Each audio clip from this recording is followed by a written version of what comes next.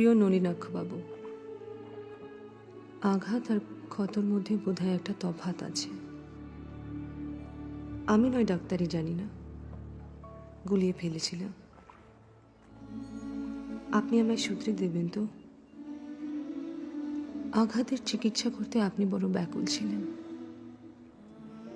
আমিও হয়তো আরোগ্যের লোভে আপনার সেই ব্যাকুলতাকে প্রশ্রয় দিয়েছি।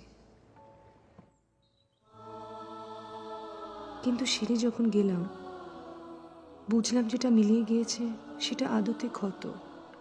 আমার আঘাত ততদিনে তার নিজস্ব আধারে এতটাই গুছিয়ে সংসার করছে যে তাকে তাড়াতে গেলে আমার আধার, আমার হৃদয় সহসা বড় নির্জন হয়ে পড়বে।